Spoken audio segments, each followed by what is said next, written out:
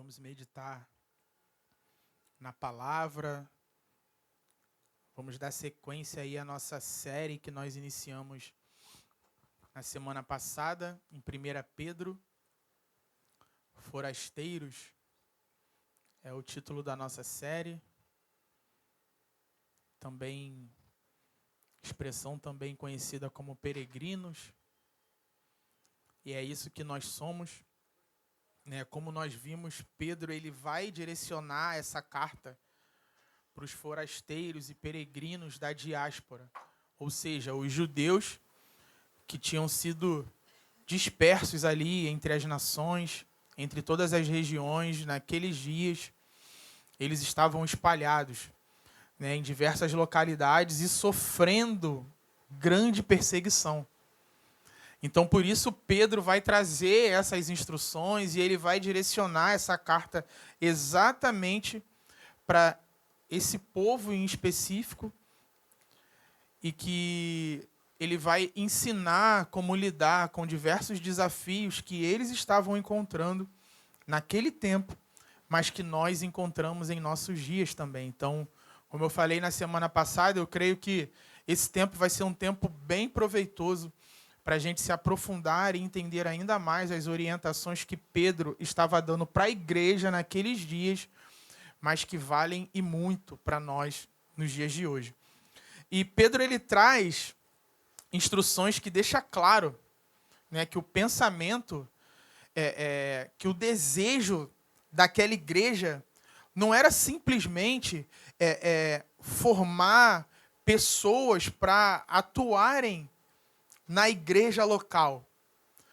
Não era esse projeto Babel que nós vemos muitas vezes em que as igrejas elas se preocupam em formar pessoas para serem melhores servos dentro da igreja. Mas Pedro, ele vai revelar essa preocupação em específico, não simplesmente em formar melhores crentes dentro da igreja, mas melhores crentes para fora da igreja. Para que eles fossem discípulos de Jesus no mundo e nos desafios que o mundo nos impõe. Como líder, a minha preocupação não pode ser em... Vou pegar o Mateus aqui, cara, ele serve a nossa comunidade com o que Deus deu para ele na música, então ele toca bateria e eu vou me dedicar para que o Mateus seja o melhor baterista possível, para que nos domingos ele venha aqui e nos sirva e a gente fique, nossa, uau, é isso aí. Beleza, isso faz parte também. Mas o principal, quando nós nos deparamos com a palavra, quando nós nos comprometemos em estudar e desenvolver um estilo de vida de discipulado, é que o Mateus seja um bom profissional. É que o Mateus revele Jesus na forma que ele cria os filhos dele. É que Mateus revele Jesus no casamento dele. Então, a preocupação principal que Pedro nos mostra que a igreja está tendo com aqueles que seguem Jesus naquele tempo, não é em preparar melhores discípulos para servir dentro da igreja, mas é preparar discípulos que vão revelar Jesus para o mundo, com as suas posturas, com as suas atitudes diante das adversidades, diante do pecado, diante de todas as provações que o povo estava sendo confrontado ali naquela época e que nós somos confrontados hoje. Mas o que acontece é que em muitos lugares o que a gente encontra são igrejas totalmente preocupadas em fazer como que o discípulo de Jesus que aqui congrega pode ser útil, como ele pode ser mais útil para o que nós estamos construindo aqui nesse lugar. E isso muito se assemelha com o que a gente vê em Babel. Mas eu creio que a vontade de Deus é diferente disso. Isso faz parte, isso é uma parte, mas não é o todo. E posso dizer que nem é o principal. Porque não vale de nada nós sermos super crentes no domingo, mas sermos miseráveis de segunda a sábado. Sermos pessoas que os outros olham e não conseguem ver nada de Jesus em nós. Isso não adianta. Isso não é evangelho. E isso não muda o cenário como nós tanto desejamos mudar. Quanto nós tanto desejamos ver uma igreja que de fato impacta, que de fato demonstra que o Brasil é um país majoritariamente evangélico, o cristianismo cresce no Brasil, mas, cara, se a gente olhar para o lado, a gente vê assim, essa conta não fecha. Porque não adianta o cristianismo crescer numericamente, mas a gente vê tanta corrupção, tanta coisa errada, e muitas vezes vindo por parte dos próprios ditos cristãos. E esse não é o cristianismo que a Bíblia nos aponta.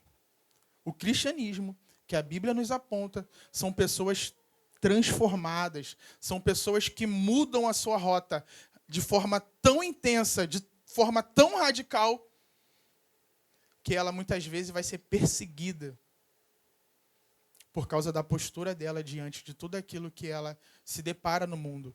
E esse é o cristianismo que a Bíblia nos aponta, e é esse estilo de vida que nós precisamos nos comprometer. E eu vejo que Pedro ele tem esse cuidado, e a forma que ele vai construindo, né, todas as orientações que ele vai apresentar para nós nessa carta, mostra realmente essa preocupação que existia por parte daquela igreja.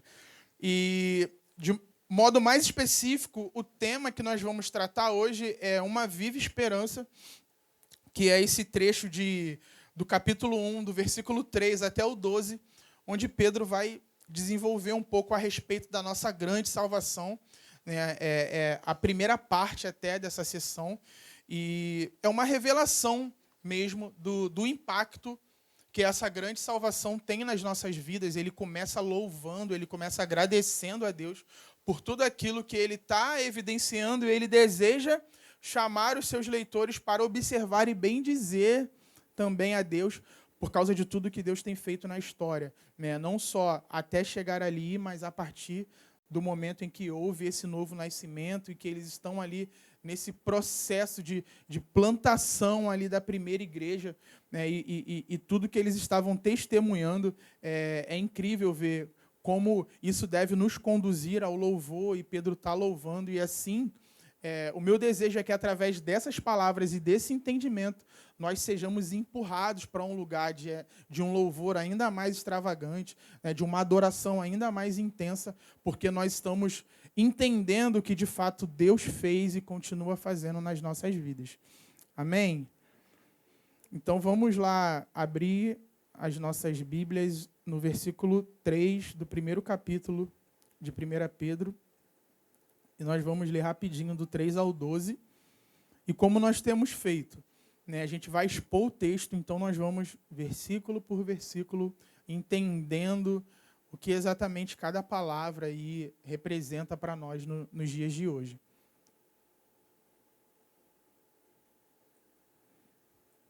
Pedro diz assim: Bendito seja o Deus e Pai de nosso Senhor Jesus Cristo, que segundo a sua grande misericórdia nos regenerou para uma viva esperança, mediante a ressurreição de Jesus Cristo dentre os mortos, para uma herança que não pode ser destruída, que não fica manchada, que não murcha, e que está reservada nos céus para vocês, que são guardados pelo poder de Deus, mediante a fé, para a salvação preparada para ser revelada no último tempo.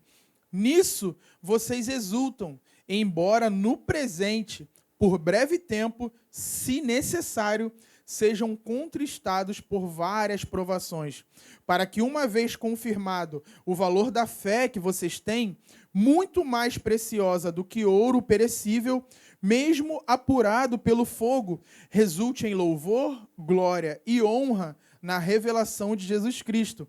Mesmo sem tê-lo visto, vocês o amam.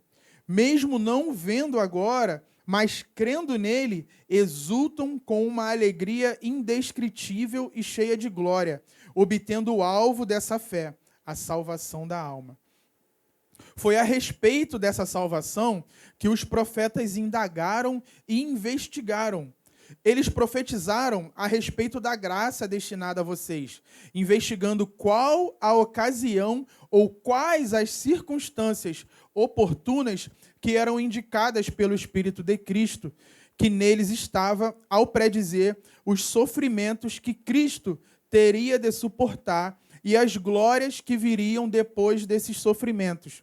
A eles foi revelado que não para si mesmo, mas para vocês, ministravam as coisas que agora foram anunciadas a vocês por aqueles que, pelo Espírito Santo, enviado do céu, lhes pregaram o Evangelho.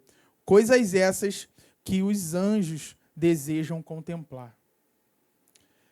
Amém. Então vamos lá entender melhor cada uma dessas palavras.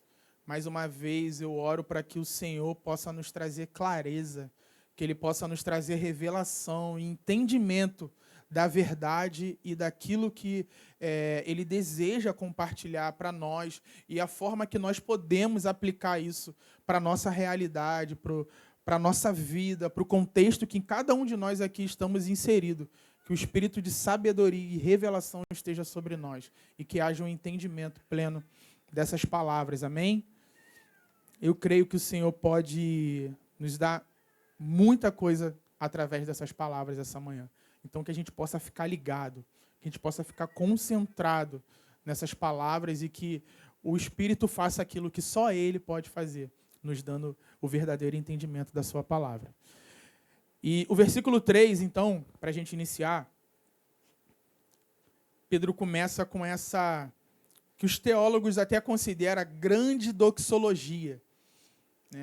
A doxologia, a palavra de glória. Em muitos momentos, a gente vai ver nas Escrituras, quando os apóstolos eles estão escrevendo e eles narram um fato que traz tanta revelação da beleza, da majestade, da glória, da soberania de Deus, que o resultado que nós obtemos através dessa revelação são palavras de glória. Por isso chama doxologia, né?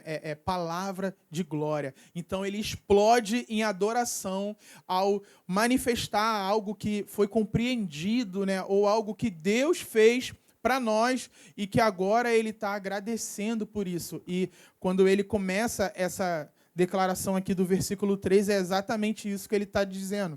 Ele diz, bendito seja o Deus e Pai de nosso Senhor Jesus Cristo. Então aqui ele tá louvando a Deus Pai. Vocês lembram que uma vez eu falei sobre oração e a importância da gente colocar cada pessoa no seu devido lugar? Porque eu observo que muitas vezes a gente ora e a Trindade fica meio confusa nas nossas orações. Uma hora você está falando com o Pai, outra hora você está falando do Filho, aí uma hora você agradece ao Filho por ter feito algo que talvez o Pai que fez, e aí você pede ao Espírito Santo aquilo que Deus fez, e aí você pede para o Filho aquilo que o próprio Filho enviou o Espírito para fazer. Então, quanto mais a nossa teologia ela vai ficando alinhada, quanto mais o nosso conhecimento vai ficando profundo, mais a gente consegue orar de modo mais assertivo, até colocando cada pessoa da Trindade no seu devido lugar. E quando a gente lê esse texto, a gente vai ver que Pedro fez exatamente isso. Ele começa falando do Pai, aí depois ele fala do Filho, e por fim ele vai falar do Espírito Santo. E como esse texto está tão bem organizado, que ele tem várias tríades, nós vamos observar em vários momentos que ele dá 3 características, 3 atributos, aí ele fala do Pai, do Filho e do Espírito Santo, e como isso vai sendo construído de maneira sábia, de maneira inteligente, teve um cuidado, não foi um texto escrito de qualquer forma, mas foi algo pensado e que, de fato, queria passar muito mais do que aquilo que a gente lê, talvez sem entendimento ou sem se aprofundar e tentar, de fato, entrar ali naquele contexto. Talvez esse texto não vai ter a profundidade que ele deveria ter quando a gente começa a se atentar aos detalhes. Então, é muito importante a gente ter essa visão e isso muito bem entendido, cada pessoa da Trindade, onde ela se encaixa, porque aí a nossa oração passa a ser uma oração ainda mais, como eu posso dizer, Eu não falo por questão de ser correta, porque isso está muito ligado à intenção do coração. Mas quanto mais a gente conhece a Deus, mais a gente consegue revelar isso através das nossas palavras. Então a nossa oração, ela vai, sabe, vai se alinhando e vai sendo mais assertiva e vai ensinando até. Quando a gente ora publicamente, o que a gente está falando pode virar um ensino para uma pessoa que está ouvindo a nossa oração. E quando a gente faz isso de maneira bem organizada, isso pode trazer clareza para quem está ouvindo. E eu vejo os apóstolos fazendo isso. Porque eles oram na palavra. As orações que os apóstolos fazem, muitas vezes, são ensinos para nós. Quando a gente lê uma oração, poxa, ele está orando. Sim, mas ele está ensinando através da oração. E o que a gente vai encontrar aqui nesse trecho é praticamente uma oração. É uma doxologia. Então, quando ele diz, né, bendito seja o Deus e Pai de nosso Senhor Jesus Cristo, então ele está falando para Deus Pai, né? Ele está bem dizendo Deus Pai. Aí ele diz assim, segundo a sua grande misericórdia, nos regenerou para uma viva esperança. Então já tem um ensino aqui. Quando ele diz que a regeneração é uma obra de Deus Pai. Por quê? Por causa da misericórdia dele. Então aqui a gente já tem um ensino, porque deixa claro assim, eu não tenho parte nisso. A regeneração é uma obra em que nós temos que bendizer a Deus. Se nós tivéssemos parte, ele falaria assim, bendito a Deus Pai e a todos os irmãos que cooperaram nessa obra maravilhosa que é a regeneração. Mas não é isso que ele faz. Ele diz que bendito é o Deus Pai. Porque a regeneração é uma obra inteiramente de Deus. E nessa semana a Bel até me falou algo muito interessante. Acho que foi sexta-feira, que ela estava ouvindo uma pregação em que o pregador falava sobre a nossa salvação e ele lembrava o fato de que a nossa condição, antes de sermos salvos, qual era a nossa condição antes de sermos salvos? Nós estávamos mortos em nossos delitos e pecados. E aí ele traz uma ilustração bem interessante, que ele fala do morto mesmo. Se nós estávamos mortos, então pensa em alguém morto, num caixão. E aí você fala assim, Deus quer te salvar. Vem, levanta agora e vem aqui na frente que Deus vai te salvar. O que o morto vai fazer? Nada. Não, olha só. Você precisa só repetir essas palavras aqui comigo para Deus te salvar agora. Vai, repete. O que o morto vai fazer? Nada. Então, o que nós poderíamos fazer para alcançar a salvação? Nada. Porque morto não pode fazer nada. A gente precisa de Deus. Para sermos regenerados, Deus precisa realizar a obra que só Ele pode realizar em nós. Então, quando a gente entende isso, aí a gente consegue louvar como Pedro está louvando, bem dizer como Pedro está bem dizendo. Ele está falando, bendito seja o Deus e Pai de nosso Senhor Jesus Cristo, que na sua misericórdia Ele nos regenerou. Por causa da misericórdia dEle. A glória é toda de Deus, amém? A glória é toda de Deus, não tem parte nossa. Então, a nossa adoração cresce quando a gente entende isso. Quando nós compreendemos isso, o nosso louvor cresce. Porque ele não fica dividido. Não tem parte minha e parte de Deus. Quanto mais a gente alcança essa compreensão, mais louvor, mais glória, mais adoração, mais honra será tributada a Deus. Porque nós estamos conhecendo quem Deus é. E conhecer quem Deus é resulta em verdadeira adoração. Nós só conseguimos adorar quem nós conhecemos. Amém? E aí ele vai dizer que nós fomos regenerados para uma viva esperança. E essa é uma esperança que ela é viva porque ela se fortalece.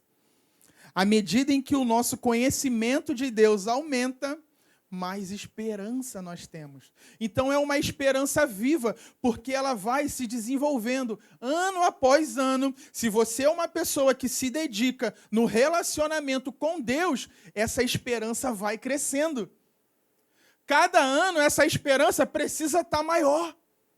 Ela é viva, ela se desenvolve, ela não é uma esperança que Deus te deu. Olha, te salvei, toma aqui a sua esperança e espera até que eu venha. Não, ela vai crescendo. Quanto mais a gente tem uma revelação, quanto mais a gente tem um entendimento, ela cresce. A nossa adoração cresce, o nosso louvor aumenta, porque eu estou compreendendo e à medida que compreendo, a minha esperança aumenta. Faz sentido isso para vocês, gente? Então não é algo vazio, né? Jesus Cristo ressuscitou e essa é a nossa garantia que nós ressuscitaremos também. Porque Ele vive, nós viveremos. Como diz a canção, porque Ele vive, posso crer no amanhã. Isso é uma verdade. É porque Ele ressuscitou que nós podemos declarar e confiar em tudo que nós temos pregado, buscado e vivido. Então, é legal porque muitos teólogos eles chamam Paulo de apóstolo da fé. João, o apóstolo do amor. E Pedro é o apóstolo da esperança. Sempre os ensinos de Pedro vão apontar para esse caminho de esperança. Tiago, por exemplo, quando ele fala de salvação, ele fala de um aspecto presente da salvação, de hoje. Já Pedro, a gente vai observar que quando ele fala de salvação, ele fala de consumação, ele fala de glorificação, ele fala do dia em que essa salvação vai ser consumada, porque a salvação ela começou, mas ela ainda não se concluiu. Nós fomos salvos de quê? Do pecado, né? Nós fomos libertos da escravidão do pecado, mas nós ainda temos esse pecado habitando em nós. Mas vai chegar um dia em que, seremos transformados. E aí não tem mais pecado. E Pedro, ele aponta para isso, ele aponta para a esperança. Ele está dizendo assim, cara, essa luta que você enfrenta hoje, fica tranquilo, porque ela vai acabar. Vai chegar um dia em que vocês serão transformados. Então, sempre que Pedro fala de salvação, ele traz esse caráter futuro da salvação. É o tal do já e ainda não. Já fomos, mas ainda seremos. Amém? E isso fica claro no versículo 4. Olha o que ele diz. Para uma herança que não pode ser destruída, que não fica manchada, que não murcha e que está reservada nos céus para vocês. Essa é a salvação que ele está dizendo. Ele está dizendo de algo futuro e que nós temos que ter expectativa, que nós temos que nos alegrar ao compreendermos isso que nos espera. No português, essas palavras aqui, elas não fazem o sentido que faz no grego. No grego fica melhor. Né? Cara, eu estou apaixonado pela escrita de Pedro, né, de entender a forma e o cuidado que ele está tendo com cada palavra. Isso, para mim, revela o amor, cara, que ele está tendo por aquelas pessoas que ele está enviando essa carta. Porque ele diz assim, essas 3 características que nós vemos aí, que ela não pode ser destruída, não mancha e não murcha, né, a nossa herança, ele está falando da herança. Ela não pode ser destruída, ela não mancha e ela não murcha. Elas são palavras que elas começam com a mesma letra e terminam com a mesma sílaba. Aí no grego fica muito legal de se ler, que é aptarton, amianton e amaranton. Não pode ser destruída, não mancha, não murcha. Aptarton, amianton e amaranton. Então, quando você lê o texto no grego, você fica assim, cara, que legal, ele está tendo cuidado até de usar palavras que vão rimar para nos trazer um ensinamento que ele quer passar através disso. E Pedro, nesse jogo de palavras, ele revela que a nossa herança, ela é, quando fala que não pode ser destruída, que ela é intocada pela morte. Que ela não mancha, é que ela não é manchada pelo mal. A nossa herança, ela não é manchada pelo mal. E que ela não murcha é que ela não é prejudicada pelo tempo. Ela não murcha, ela permanece intacta. Isso tem que fazer o nosso coração explodir de esperança, de expectativa. Cara, a gente tem uma garantia. A gente tem uma garantia, a gente pode esperar muita coisa boa pela frente. A nossa herança é o próprio Cristo. A nossa herança é o próprio Cristo, mais todas as coisas que Ele prometeu. A nossa herança é o próprio Cristo, mais todas as coisas. Cara, como eu espero por esse dia. Que o Senhor vai ser revelado em glória, e nós o veremos, e seremos como Ele é. Isso é maravilhoso. Sabe por que Pedro está dizendo isso? Porque, cara, todo sofrimento hoje não importa. Problema. Eu posso suportar, porque é só um pouquinho, cara. A nossa herança é eterna. Todo sofrimento e tribulação hoje é pouco. É rápido. É passageiro. Quando ele vier, não vai ter mais choro. Não vai ter mais choro. A vinda dele, ó, enxuga todas as lágrimas. É ele pisar na terra e não tem mais lágrimas, gente. Que isso, cara? Então o nosso choro hoje não pode roubar a nossa paz.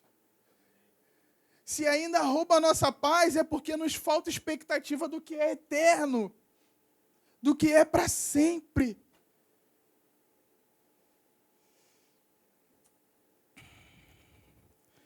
E quando a gente fala sobre herança, vale a gente compreender que o Senhor, Ele vai ser a porção de todos os salvos. Ele vai ser a nossa porção.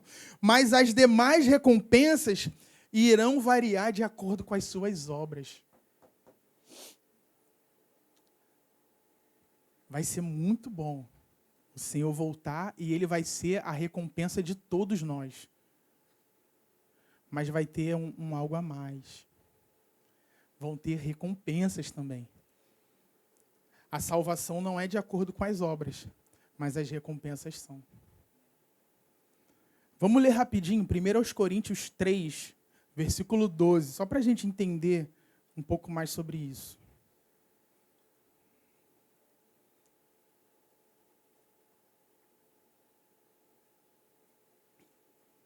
Olha lá o que diz.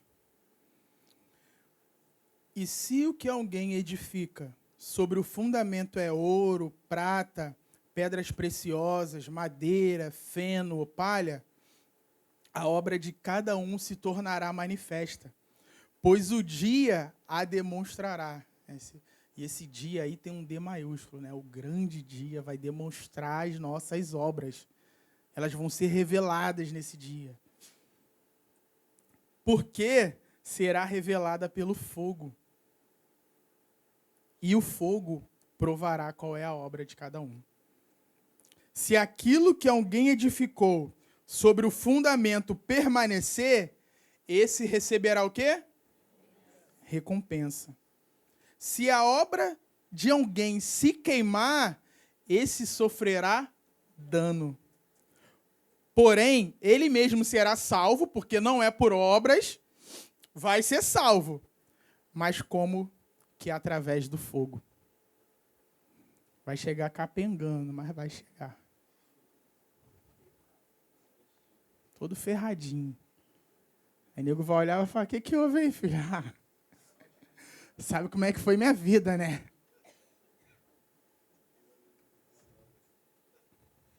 Sabe que eu não era aquele exemplo de cristão, né? Vai falar, tô vendo. E vai ter gente que vai brilhar muito. É assim que Deus faz, gente.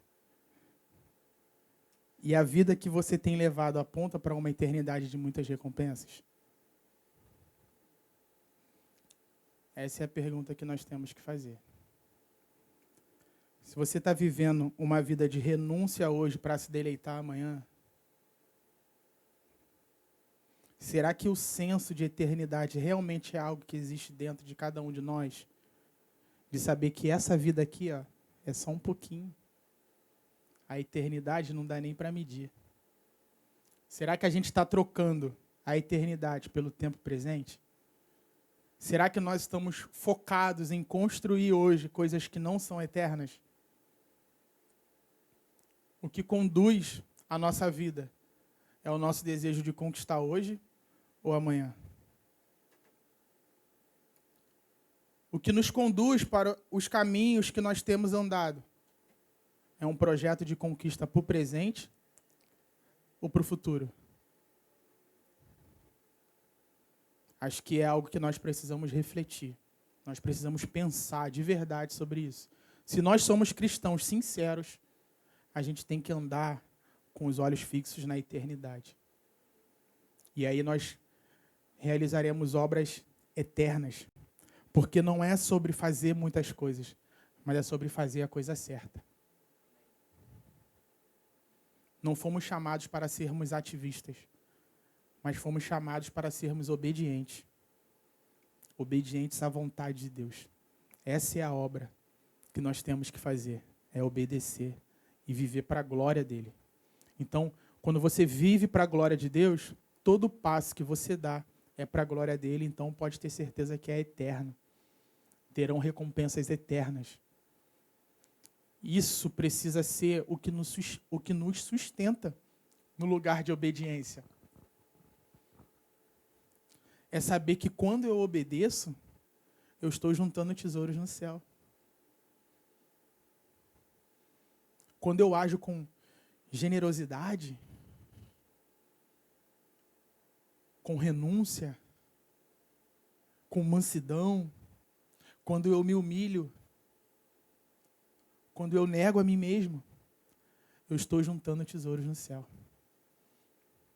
Eu estou construindo uma obra que é eterna. Isso precisa ser o suficiente para nós. É uma luta, gente. Não estou dizendo que é fácil não, tá? Mas esse é o caminho que Deus nos aponta. Não tem outro. Não tem plano B. Esse é o caminho. Amém? Amém, gente?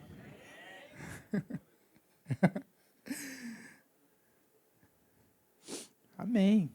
Vamos juntos. É um desafio, mas nós estamos juntos. Por isso que é bom andar em família. Porque um vai ajudando o outro. Versículo 5, Pedro ele vai continuar falando, né? Mas ele diz agora mais sobre nós, os portadores dessa herança. Que ele fala assim, que são guardados pelo poder de Deus, mediante a fé, para a salvação preparada para ser revelada no último tempo. Aí mais uma vez ele fala de salvação e ele fala, ó, vai ser revelada no último tempo. E é interessante porque ele fala que nós somos o quê? Guardados pelo poder de Deus. Eu dei um destaque para essa palavra guardados aqui, né? Porque Deus ele não está apenas protegendo a nossa herança, mas Ele está nos protegendo com o seu poder. O poder de Deus nos mantém a salvos. O poder de Deus aponta para nós que aqueles que Ele escolheu, Ele vai sustentar até o fim. E aí é interessante porque uma das doutrinas da graça é justamente a perseverança dos santos, que fala sobre sermos sustentados até o fim, né? E eu estava pensando sobre isso. Cara, essa perseverança dos santos, ela não é tão dos santos assim. É uma perseverança da graça.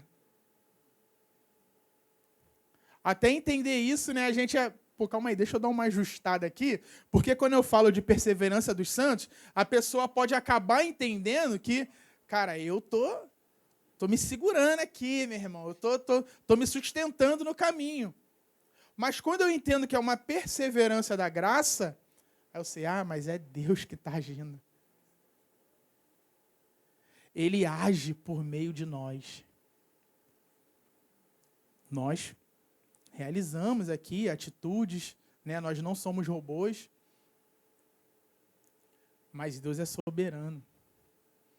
E é por isso que nós podemos confiar. Sabe por quê? Porque se ele fala assim, ó, fiz a minha parte, salvei, vai, Mateus, agora é contigo. Cara, não ia durar um dia, filho. Ia, Mateus?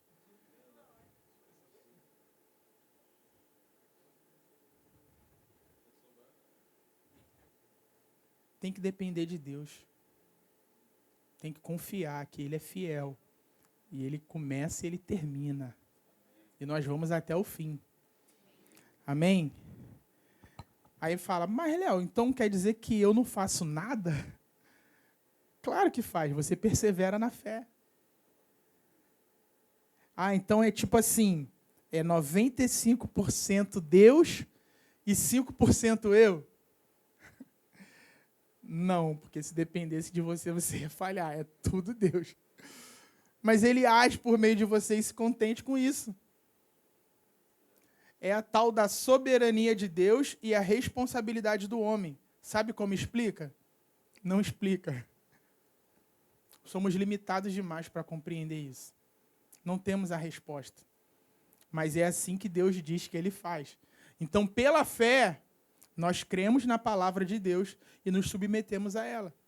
E isso nos faz, sabe o quê?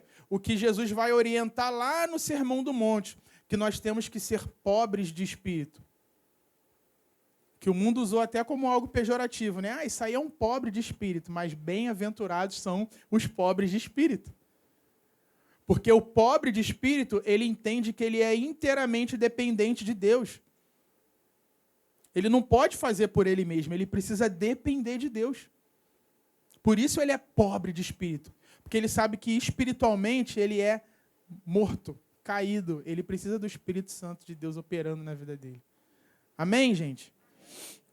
Entender isso muda tudo, né? Cara, isso mostra como Pedro está focado na consumação e como as palavras dele visam nos trazer esperança. E a partir do versículo 6, ele vai falar da alegria da nossa salvação. E aí, nesse trecho, a gente viu que o foco estava no Pai e agora o foco passa para o Filho, né? A segunda pessoa da Trindade, que ele fala, nisso vocês exultam, embora no presente, por breve tempo, se necessário, sejam contristados por várias provações. Então, embora a gente tenha provações hoje, nós conseguiremos nos alegrar à medida em que o nosso senso de eternidade aumenta, como eu tenho dito aqui. Pedro está dizendo que se eu entendo sobre as recompensas eternas, eu consigo me alegrar hoje diante das adversidades.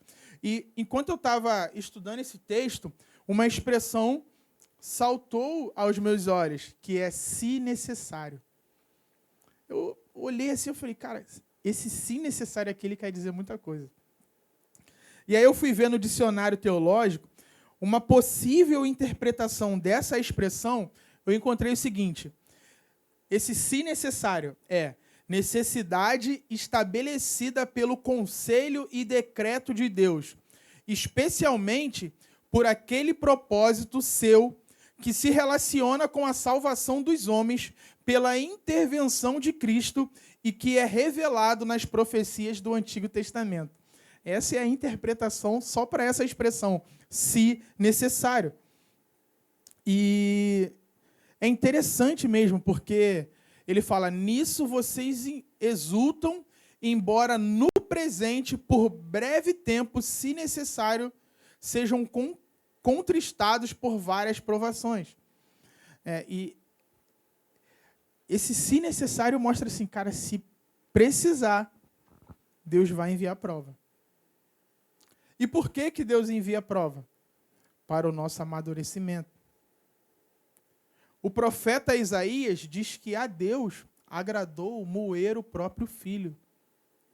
Por quê? Agradou a Deus moer o próprio filho? Porque tinha um propósito por trás disso. Era algo que precisava acontecer para que nós fôssemos salvos. Então, tenha em mente que vai ter muita coisa que vai precisar acontecer na sua vida para que você seja salvo. E estamos falando de um Deus que se agradou de moer o seu próprio filho, por amor a nós. Ele nos amou de tal maneira que ele simplesmente entregou o filho dele para morrer, para nos salvar. Será que esse mesmo Deus, para te salvar, não vai te fazer passar por algumas provações para que você amadureça? As provações, elas são apenas uma parte necessária nesse nosso caminho de amadurecimento, de crescimento. É necessário. Sem elas, nós nos acomodamos. Sem elas, nós entramos na famosa zona de conforto. Então, sempre que Deus julgar necessário, sempre que houver esse se necessário, Ele vai enviar uma prova para te amadurecer um pouquinho mais, para te ensinar um pouquinho mais. E isso deve servir não para nos pôr medo, mas para nos trazer consolo. Porque em cada prova que você está passando, você deve pensar no amor de Deus assim, cara, Ele está cuidando de mim, está me preparando para algo maior.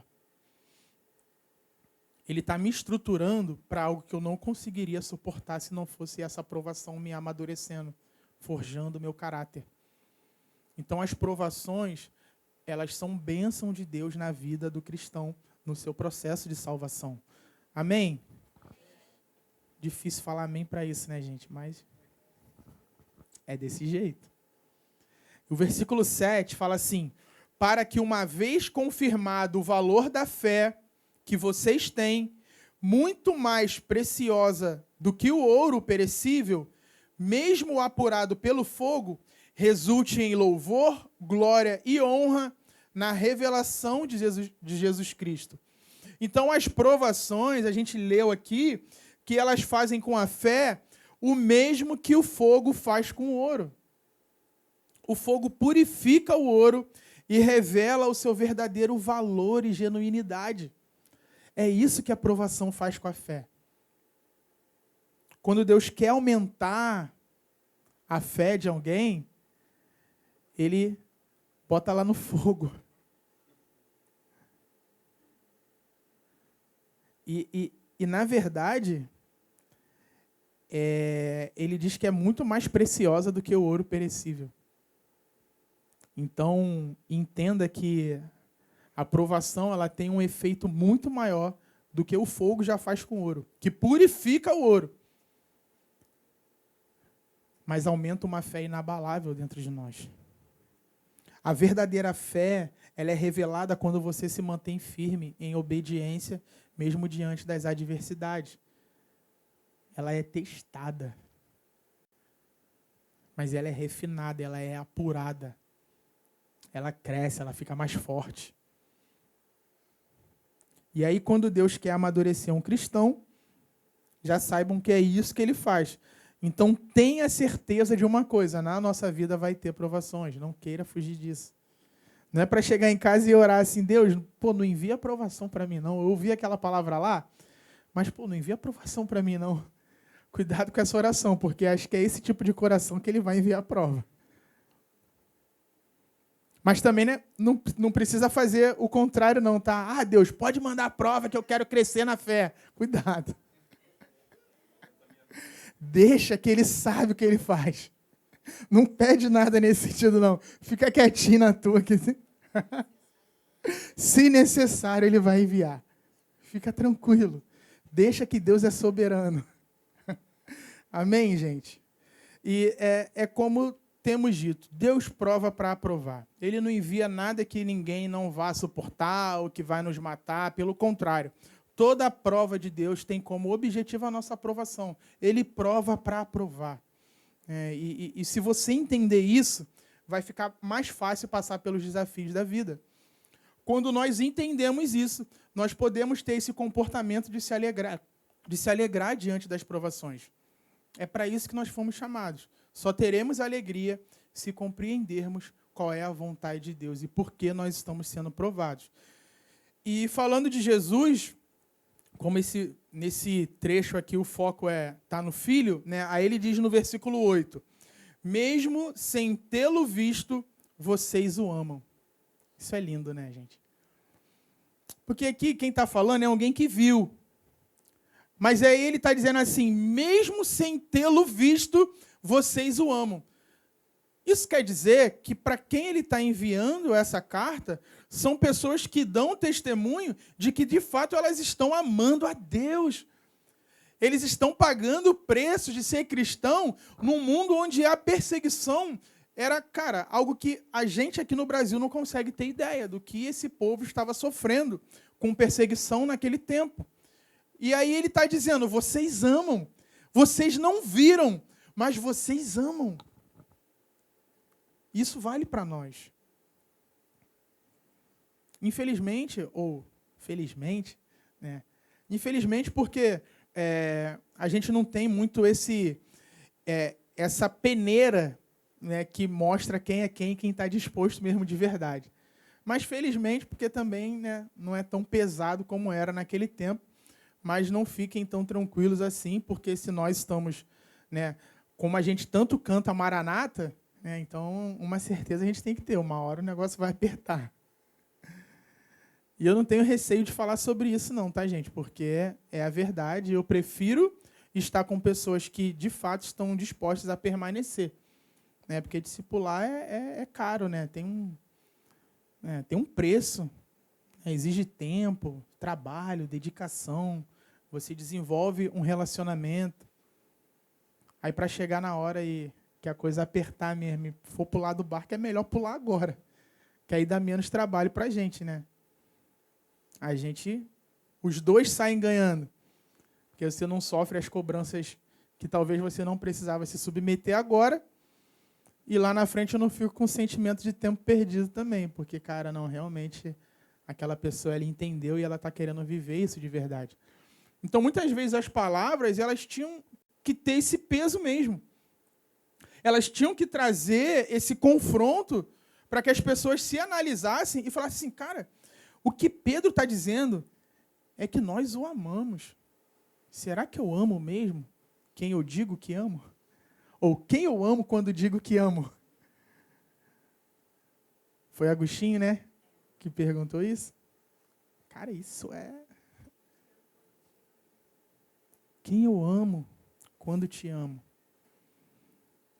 E aí ele diz assim, mesmo não o vendo agora, mas crendo nele, exultam com uma alegria indescritível e cheia de glória, obtendo o alvo dessa fé, a salvação da alma. Então, quando cremos em Jesus de verdade, permanecemos obedientes e alegres. Isso nos molda e nos conduz para o caminho de nos tornarmos uma noiva pronta.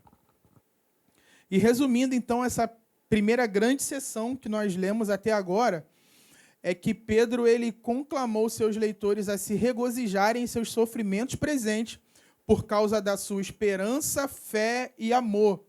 Temos que ser gratos, nossa vida precisa ser uma vida de gratidão, se entendemos o que Jesus fez no passado, faz no presente e fará no futuro.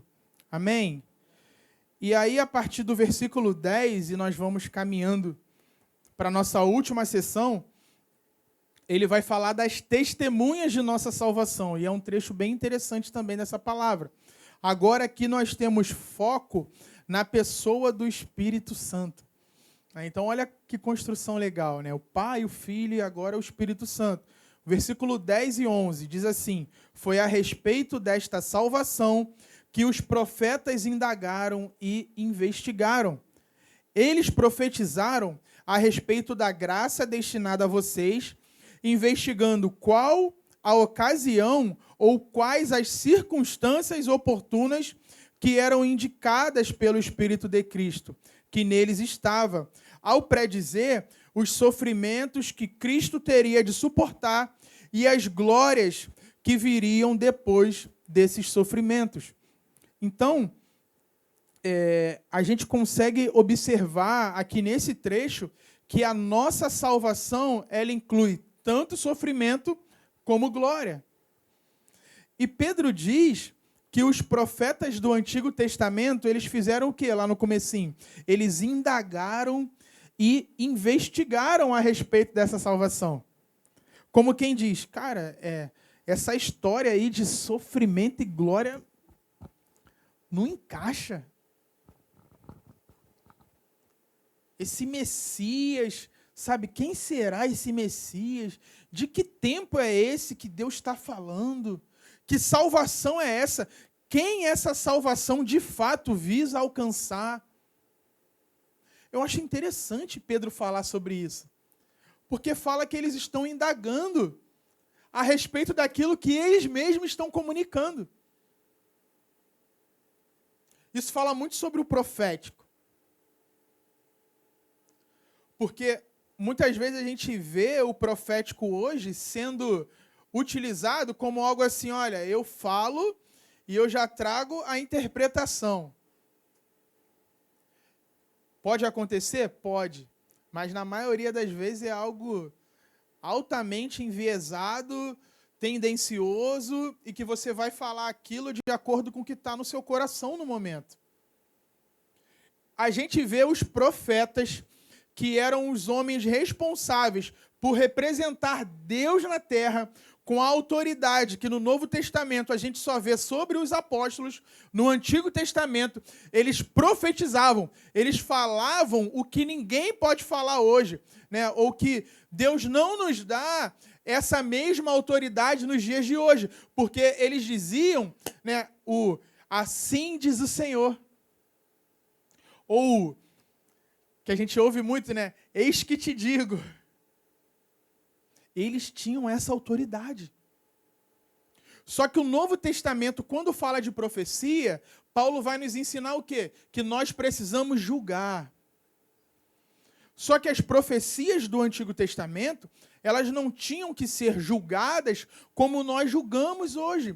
Então a gente vê que o ministério profético, ele tem uma transição quando passa do Antigo para o Novo Testamento. Existe uma transição no ministério profético e a gente vê a autoridade para falar a palavra de Deus agora sobre os apóstolos. Aquilo que nós vemos como os apóstolos são os que são responsáveis por falar a palavra de Deus. As Escrituras, o que a gente conhece como Novo Testamento, foi escrito boa parte pelos apóstolos. E aí hoje a gente vê, cara, um apostólico que não tem nada a ver com o apostólico bíblico. Pessoas que não têm o mesmo peso de autoridade sendo levantadas como se o homem tivesse autoridade para fazer alguém que a própria Bíblia diz que só Jesus pode fazer. Paulo, ele tinha que sempre, em vários momentos, quando ele se apresentava nas suas cartas, você vê ele explicando que ele teve um encontro com Cristo, que Jesus chamou ele. Não foi Barnabé que fez ele apóstolo. Não foi Pedro que fez ele apóstolo. Foi Cristo que fez ele apóstolo. Nenhum homem pode fazer outro homem um apóstolo. E a gente vê um apostólico falso, que na Bíblia vai até chamar, em alguns momentos, de modo pejorativo, né, que ele fala, esses super apóstolos. Em outras palavras, que não são apóstolos coisíssima nenhuma. E a gente vê no dia de hoje algo banalizado, algo muito longe do que a Bíblia nos aponta como deveria ser. Então, mas voltando aqui para o que nós estávamos falando, que ele está falando do profético, e os profetas, eles indagavam. Nem eles mesmos tinham a plena compreensão daquilo que eles estavam declarando. Eles só falavam assim, ó, Deus falou isso aqui. Mas agora eu estou investigando aqui para entender um pouco mais quem é esse Messias, qual é o tempo da sua revelação. Então, nem sempre, quando a gente tiver algo da parte de Deus, ou posso dizer até na maioria das vezes, a gente não vai ter a revelação. Isso aqui falando da utilização dos dons, por exemplo. Só fala o que Deus falou. Só que a gente às vezes não acredita. Nosso problema é mais falta de fé do que qualquer outra coisa. Porque se Deus mandar você falar para alguém assim, caneta, talvez você não vai querer falar.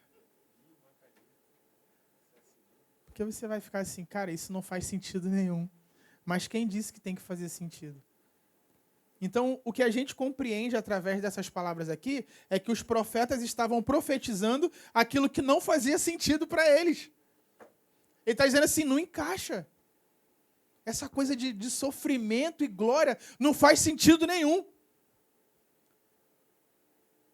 E aí eu falo assim para você, então, como um profeta, assim diz o Senhor, não precisa fazer sentido para você. Não precisa. Mas o Senhor revela no tempo que Ele quer revelar. E aí, é isso que Ele está dizendo aqui. Porque Ele diz, né, mais uma vez, foi a respeito dessa salvação que os profetas indagaram e investigaram. Eles profetizaram a respeito da graça destinada a vocês. Ele está falando assim, está vendo essa graça? Está vendo essa salvação que está sobre vocês hoje? Os profetas falaram sobre isso, eles não entenderam, eles investigaram, indagaram, mas agora está sendo revelado. Era disso que eles estavam falando. E o próprio Pedro foi vítima dessa necessidade de entendimento do que de fato aconteceria ou como seria o cumprimento das palavras que tinham sido liberadas no Antigo Testamento. Por exemplo, Isaías, ele fala a respeito de Jesus. Ele fala que Jesus seria um homem de dores, ele fala que Jesus teria que sofrer, ele fala do sofrimento, mas ele também fala da glória. Ele fala do Jesus, o rei entronizado em Israel. E Pedro, quando Jesus fala que tinha que morrer, que tinha que padecer, aí Pedro fala assim, não tem necessidade disso, Jesus. E aí Jesus fala, vai para trás de mim, Satanás. Por quê? Pedro, ele não tinha a consciência daquilo que já tinha sido revelado pelos profetas. Estava lá, já estava escrito. Eles já tinham acesso a esses livros. Mas ele não tinha a plena compreensão. E agora ele está numa outra posição e agora ele está dizendo, é a respeito disso que os profetas tinham falado. A revelação veio. E o Senhor, Ele está revelando e Ele pretende continuar revelando para nós aquilo que, para muitos, a história inteira era oculto. Existe uma revelação progressiva com relação à palavra de Deus. E à medida em que o grande dia se aproxima, mais entendimento vem sobre a igreja. O profeta Daniel falou sobre isso. Então, é bom a gente ter essa compreensão, né, da questão da profecia e de como nós temos que lidar com a palavra profética. E os profetas do Antigo Testamento, eles não só profetizavam, mas eles queriam saber mais sobre aquilo que estava sendo comunicado. E para a gente encerrar, no último versículo, que é o versículo 12, Pedro ele vai dizer assim, a eles, está dizendo dos profetas, tá, gente? A eles, os profetas do Antigo Testamento, foi revelado que não para si mesmos, mas para vocês ministravam as coisas que agora foram anunciadas a vocês por aqueles que, pelo Espírito Santo, enviado do céu, lhes pregaram o Evangelho. Coisas essas que anjos desejam contemplar. Então, os profetas, eles sabiam que Deus ele não cumpriria todas as revelações que eles estavam tendo no tempo deles. Isso foi revelado para eles, que era algo para o futuro. O desfecho dessa história será algo tão glorioso que aí ele termina dizendo que até os anjos desejam contemplar. Essa palavra, contemplar, no grego, tem o sentido de observar escondido, com expectativa. Sabe, quando você tá de um lado da porta, aí tem um buraquinho ali na porta, aí você está lá olhando assim, tipo...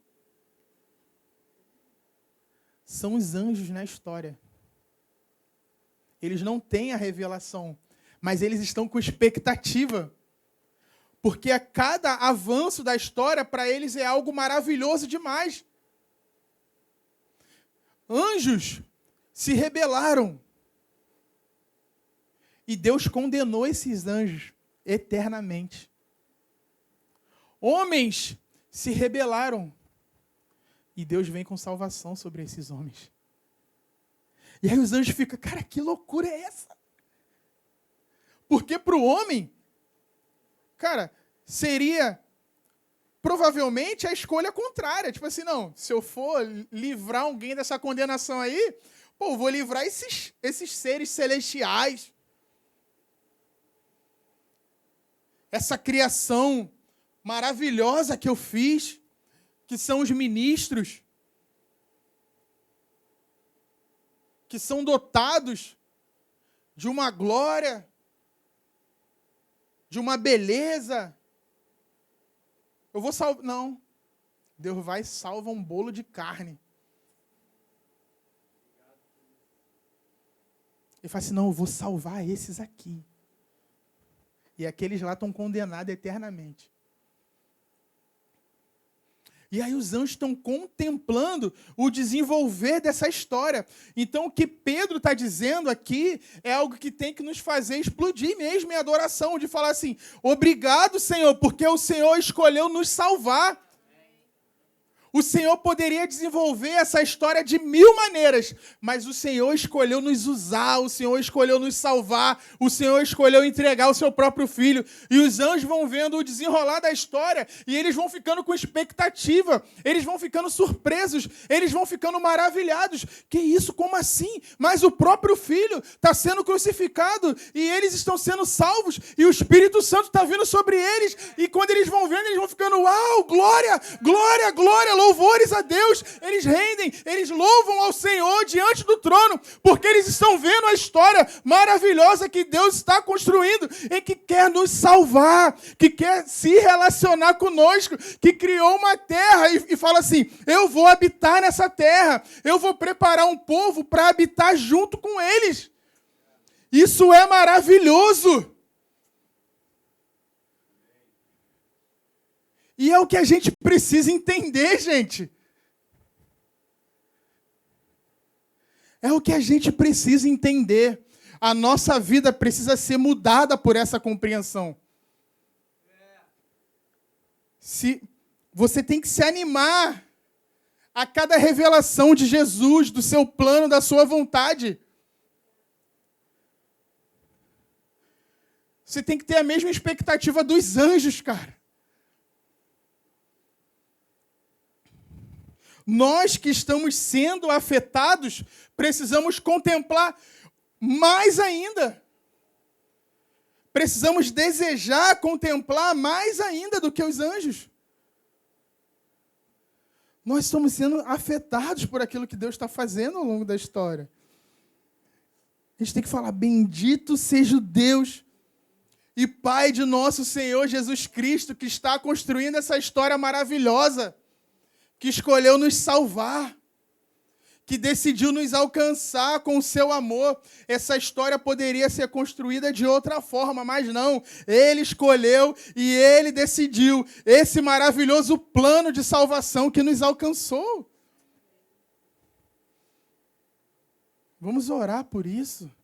Vamos nos colocar diante de Deus e pedir para que Ele aumenta o senso de expectativa em nós, o desejo de contemplar isso que até os anjos desejam contemplar. Que o Senhor possa gerar isso no seu coração.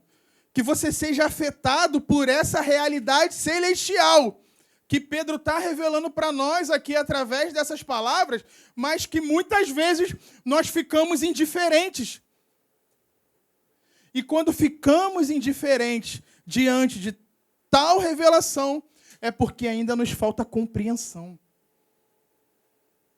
Então eu queria orar por clareza, para que o Senhor nos batize com entendimento, para que o Senhor nos batize com desejo, para que o Senhor possa nos fazer desejar e ter uma expectativa maior do que a dos anjos, que estão apenas ali assistindo todo esse plano que está sendo realizado por Deus, mas nós que fomos colocados nesse lugar para sermos o objeto do amor de Deus, sem merecermos, mortos, podres, corrompidos pelo pecado. Homens que, muitas vezes, com as suas atitudes, negam a Deus, desprezam o Senhor, não dão a honra que Ele é digno de receber, mas mesmo assim a sua longanimidade permanece, o seu amor, a sua misericórdia, a sua bondade está sobre nós. E essa história maravilhosa está sendo desenvolvida. E nós precisamos celebrar, gente. Esse é um dia de celebração. Esse é um dia de celebração. E sabe por que Pedro libera essas palavras? É para que o povo tenha alegria. É para que o povo se alegre. É para que o povo, diante das dificuldades do mundo, diante das perseguições, diante dos desafios, eles possam se alegrar. Porque Deus tem um plano maravilhoso para nós. Essa história tem um desfecho que, mais uma vez repetindo, até os anjos desejam contemplar. Imagina o quão maravilhoso é. Quantas coisas que eles viram ao longo da história. Mas eles querem ver o fim. Como uma série, eles querem saber como que vai ser o último episódio. Eles querem ver. E eu quero ver também. Que nós desejemos ver isso mais que tudo, gente. Ver o nosso Senhor. Ver o nosso Senhor vindo sobre as nuvens. Que esse seja o nosso desejo, que isso domine o nosso coração nesses dias. Que todas as adversidades, que tudo aquilo que nos põe medo, que tudo aquilo que ainda nos aflige, todo mal que ainda nos perturba, que seja removido da nossa vida pelo entendimento do nosso amanhã, pelo entendimento do grande dia, pelo entendimento do que vai ser a revelação de Jesus Cristo para nós.